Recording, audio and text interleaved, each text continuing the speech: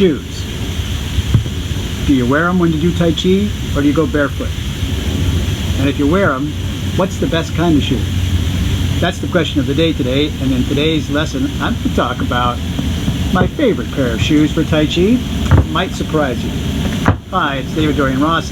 I'm in the garden outside the Cherry Blossom Studio, and just mere seconds ago, the sprinklers all came on. Fortunately, they're watering the forsythia and the avocado tree, and not our camera. Well, in today's lesson, we've got a brand new movement called Step Up and Kick with Heel, but good news, there's no spin. So that's the move of the day. Plus, I'll share my shoe collection. That's all coming up right after this. See you in a second.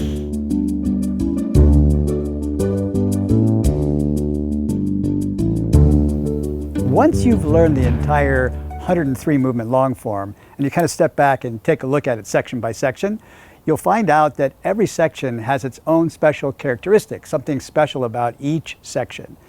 And in the second section, the section we're learning right now, the special characteristic is the presence of the kicks, right? We've got a lot of kicks in this section, and in today's video lesson, we're going to learn another kick.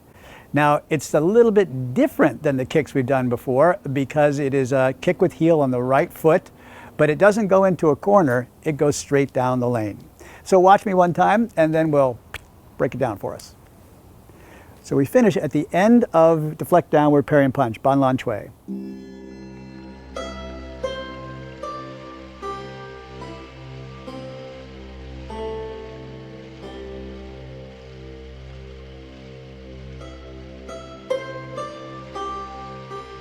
Now, let's take a look at the breakdown here. So first things first is the footwork. And what I want to do is change the angle of my body using my footwork so that the kick goes straight down the lane. Now what I mean by a lane is when I'm in a bow step, you know, I've got width in there, and so I'm facing like railroad tracks down a certain direction. And so in this routine, in the long form, I am pretty much going down this lane, down this lane. We've got some exceptions, which we make those movements that go into corners very noticeable because for the most part we're going down this lane. Previously, we did separation of the left and right foot into corners, but this kick goes right down the lane. And so I need to adjust my footwork to be able to angle my hip towards the lane. So from my bow step at the end of deflect downward parry and punch, I empty out the front foot, turn my waist and my body and my foot 45 degrees to the left. Then step up into a T-step. Now, I'm pointing my knee straight down the lane. The knee comes up, the foot goes out, the foot comes back in. Got it? Now, because I can hear you thinking, the answer to your question is no, you don't have to kick high. Kicking right down to the ground is actually just fine. So, if you get the kick higher, the longer you practice, the stronger your thigh gets, the more flexible your hip gets, etc. So the hands begin at the end of deflect downward parry and punch. The right hand holds the fist where the thumb side and the whole of the fist is pointing up towards the sky. When the left hand is fingertips then at the middle of the forearm. So as you start to rock back, the left hand drops and the right hand opens the fist. Right, so those two things happen simultaneously with your sit back. The left hand will continue to arc around to the side, essentially ward off left.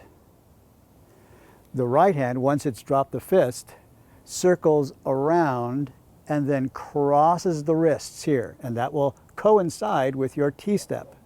So it's almost like the right hand, right foot come together.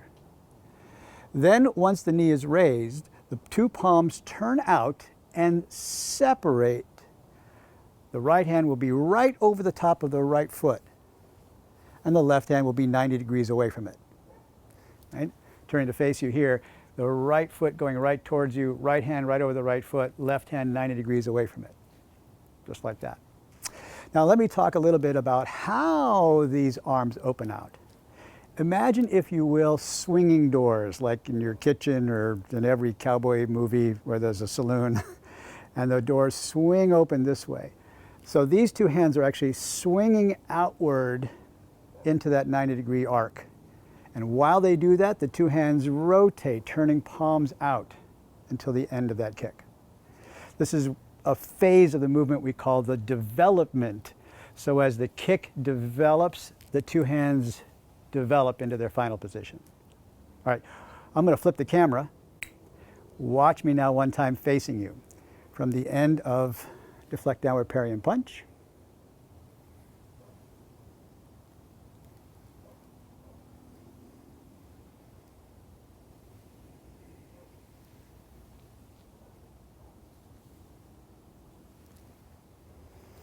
And there you have it. Now, if everything went well, I've also filmed other camera angles which I've put around the main image. I don't know if this is going to work yet, so I may have to come back and film this again.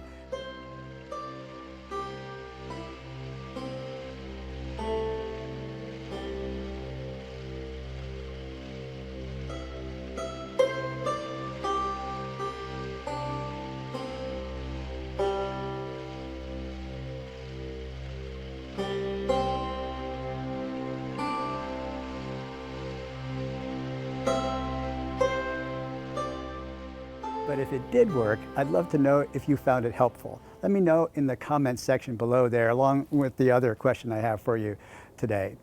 That's all I've got for today's movement. Let's go talk about shoes.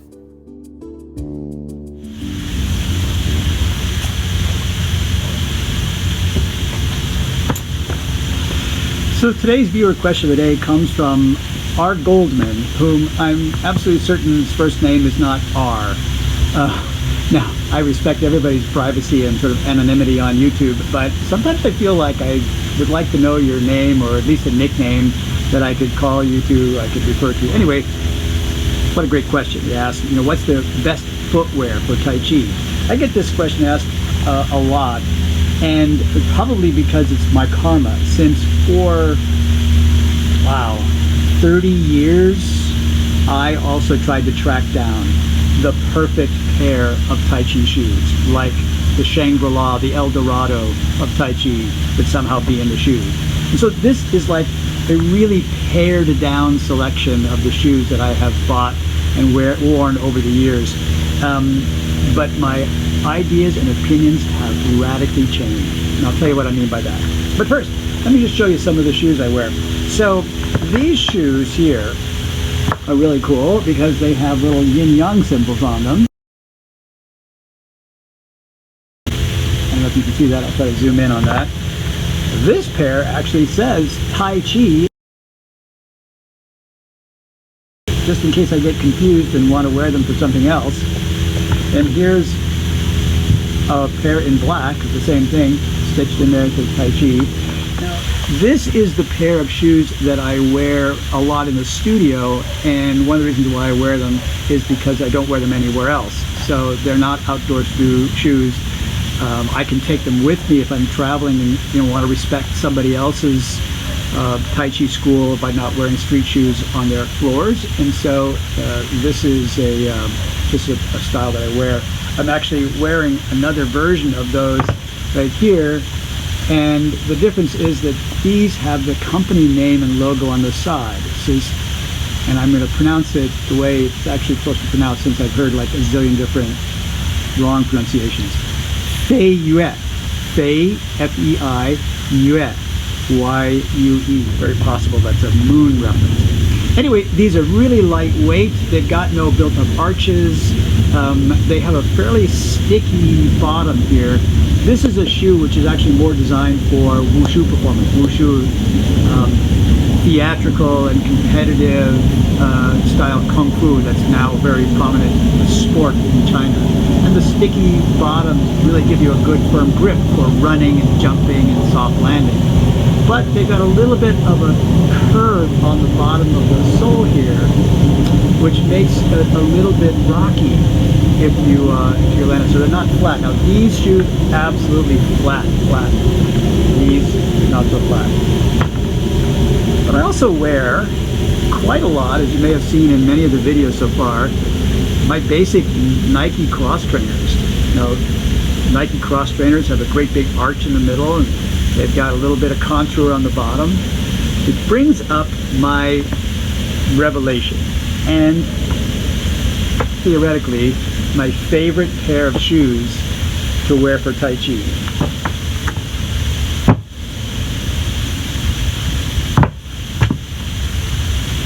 Believe it or not, I think that these make an excellent test of your actual understanding of Tai Chi principles. If you can't do Tai Chi in hiking boots, then there's something missing, not wrong, but perhaps missing in your practice of Tai Chi. What this means is that the shoes won't make your Tai Chi any better. They simply make them somewhat more comfortable. All right, it's a couple hours later, and I'm just about to wrap everything up and go do some editing on here. And what happened was, right in the middle of doing our shoe review, I had to go teach a seminar.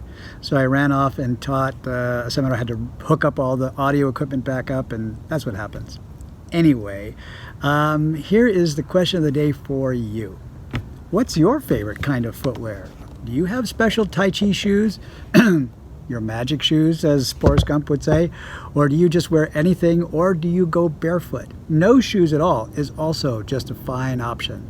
In fact, when I taught in Hawaii, I had a lot of students come to class barefoot or in flip-flops, direct from the beach, and that's always okay. So that's the question of the day. Please write your ideas, your answers down in the comment section below. If you've got any other questions, please write that down there too. R. Goldman. Thank you for that question. It was an awesome question. All right, here's the housekeeping. If you haven't already done so, please subscribe to this channel and push the little bell right next to it so that I can tell you when I've put up another video. Also, the share button, again, you guys are so amazing.